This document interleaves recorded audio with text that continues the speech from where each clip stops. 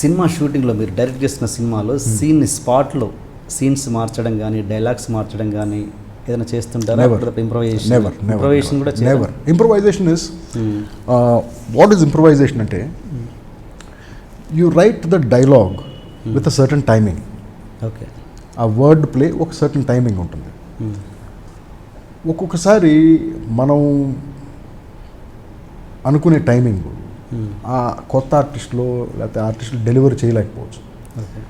So వాళ్ళకి అది easy చేయడానికి కరెక్ట్ చేయటం తప్ప, బట్ నెట్ కంటెంట్లో కానీ రాసుకున్న దాంట్లో కానీ there is never any change. Suppose అందుకంటే మంచి డైలాగ్ వస్తుంది, బాగుంది అనిపిస్తుంది, ఎవరైనా చెప్తారు, పక్కన ఆర్టిస్టే చెప్తాడు, ఆర్టిస్ట్ కాంట్రిబ్యూషన్, ఆర్టిస్ట్ ఎవరైనా కావచ్చు, బాగుంది అసిస్టెంట్ డైరెక్టర్ చెప్తాడు, లేకపోతే ఈ దీనికి డైలాగ్ బాగుంది సార్.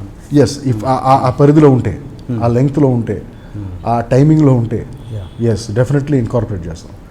బట్ ఇది ఎక్స్ట్రేనియస్గా ఉంది, ఎక్స్టెన్షన్ లాగా ఉంది, మనం అనుకున్న లెంగ్త్ ఇది కాదు అనుకున్నప్పుడు నెవర్ చేయాలి. అండ్ మీరు తీసిన సోగ్గాడు, తరుణ్తో తీసిన సోగ్గాడు సినిమా హిందీలో అజబ్ ప్రేమ్కి గజబ్ కహానీ అని తీశారు. చాలా రోజుల తర్వాత చెప్పారు సార్ అది నాకు ఎవరో. అది తీసి రిలీజ్ అయిన ఒక 100 రోజులకు తెలిసింది నాకు ఆ విషయం. అండ్ అంటే మీ సినిమా అంటే సినిమాని చూస్తే సడన్గా ఎస్ ఇది మన సినిమానే అనిపిస్తుంది, బట్ వాళ్ళు కొన్ని సటిల్ చేంజెస్ చేశారు. ఏదో లాస్ట్లో క్లైమాక్స్ని బాగా కమర్షియల్ క్లైమాక్స్ లాగా కమెడియన్స్ విలన్స్తో చేశారు. ఎక్కడ అనుకుంటారు మీ సినిమా ఫ్లాప్ అయింది, ఎక్కడ మంచి హిట్ అయింది, ఎక్కడ దాన్ని ఎలా అనలైజ్ చేస్తారు? ఎందుకు అక్కడ హిట్ అయింది, ఎందుకు ఇక్కడ ఫ్లాప్ అయింది అని? సోగ్గాడు we made on a budget of 2.75 crore I think. The first opening week collection was 1.50 crore. The second week it collected another 75 lakhs.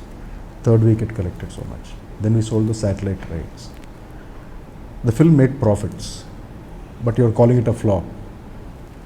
Okay, kada? I did not understand that. Okay, it's commercially successful.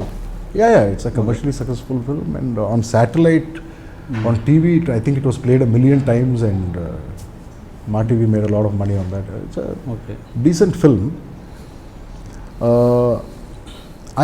My personal feeling was, at that point of time, that film was actually supposed to be made with Tarun, Uday Kiran and Aarti Agarwal. The 3 leading stars of that time. Okay. కానీ అక్కడ problem ఏమొచ్చిందంటే Tarun చేస్తానన్నాడు cinema, ఆరతి చేస్తానంది. ఉదయ్ కిరణ్ అడిగితే అతను చేస్తాను చేయను అని చెప్పి అప్పుడు కొన్నాళ్ళు నన్ను డైలమాలో పెట్టాడు. వన్ ఫైన్ డే చేస్తానన్నాడు, మెడ్రాస్లో కనిపడి చేస్తానన్నాడు. నేను ఇక్కడ సురేష్ బాబుకి ఫోన్ చేసి, సార్ ఉదయ్ కిరణ్ చేస్తాన్నాడు సార్ ఆ క్యారెక్టరు, మిమ్మల్ని వచ్చి కలుస్తాడు రేపు 8 o'clock అంటే. ఆయన మాల వేసుకుని కూర్చొని ఉన్నాడు. ఆయన వచ్చాడు, అంతా అయిపోయింది అనుకున్నాం. వచ్చి కూర్చొని నేను ఈ సినిమా చేయను సార్ అన్నాడు. నేను షాక్, ఆయన షాక్. సరే ఇప్పుడు కథ రెడీ అయిపోయింది, ఇప్పుడు ఏంటి ఎలా అనుకున్నప్పుడు that was the only emotional and egoistic decision నా లైఫ్లో నేను తీసుకుంది సినిమాల్లో. ఆ తర్వాత మళ్ళీ ఎప్పుడు తీసుకోలేదు, ఆ తప్పు తర్వాత. ఇది వేరే వాళ్ళని పెట్టడం ఆ ప్లేస్లో, నువ్వు చేయకపోతే ఏంటి ఇంకెవరినో పెట్టి నేను చేస్తానని చెప్పి ఈగోయిస్టిక్ ఎమోషనల్ డెసిషన్ తీసుకుని అప్పుడు హిందీ నుంచి జుగల్ హన్స్రాజ్ని తీసుకొచ్చి పెట్టాం. సో ఇప్పుడు ఎప్పుడైతే ఇప్పుడు తరుణ్ ఉదయ్ కిరణ్ అంటే ఒకే లెవెల్లో ఉన్నారు, కరెక్ట్. వీళ్ళిద్దరి మధ్యలో ఒక అమ్మాయి అంటే ఇంట్రెస్టింగ్ లవ్ స్టోరీ. బట్ ఎప్పుడైతే ఒక బయటని తీసుకొచ్చి పెట్టామో క్యారెక్టరైజేషన్ అన్బ్యాలెన్స్ అయింది, ప్రెడిక్టబిలిటీ వచ్చేసింది. ఎలాగైనా సరే ఈ అమ్మాయి తరుణ్కి వెళ్ళిపోతుంది అనే ప్రెడిక్టబిలిటీ వచ్చేసింది. యాక్చువల్గా ఒరిజినల్ క్లైమాక్స్ ఏంటంటే ఒక రైల్వే స్టేషన్లో ఈ ట్రైన్ ఇటు వెళ్ళిపోతుంది, ఆ ట్రైన్ అటు వెళ్తుంది ఆపోజిట్ డైరెక్షన్లో. ఈ ట్రైన్లో తరుణ్ ఉన్నాడు, ఆ ట్రైన్లో ఉదయ్ కిరణ్ ఉన్నాడు. ఈ అమ్మాయి పరిగెత్తుకుంటూ వచ్చి తరుణ్ దగ్గరికి వచ్చి, నో ప్లీజ్ నా అది ఇదంటే అతను లేదు పిచ్చిదనా, నీ ఫస్ట్ లవ్ అతను ఉదయ్ కిరణ్, నేను మధ్యలో వచ్చి నీకు హెల్ప్ చేశాను అంతే. So don't think this is love, I may like you and all that. And కళ్ళమ్మ నీళ్ళు పెట్టుకుని పెడితే అతని దగ్గరికి పరిగెడుతుంది. అతను అంటాడు, yes I'm your first love, కానీ లైఫ్లో నీకు అతను చేసినంత నేను చేయలేను. I can't do so much for you, I don't have that capability. నాకంటే నేను లైఫ్లో అతనే బాగా చూసుకుంటాడు, అతని దగ్గరికి వెళ్ళిపోతాడు.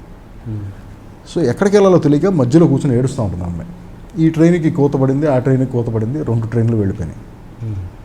ఈ అమ్మాయి ఏడుస్తుంటే ఆ అమ్మాయి ఫేస్ ముందుకి ఒక గులాబీ పువ్వు వచ్చింది. మీరు ఎవరు అనుకుంటారు? తరుణ్ అవ్వచ్చు. ఇది last shot of the film. ఇక్కడ దాకా ఉండేది సినిమా.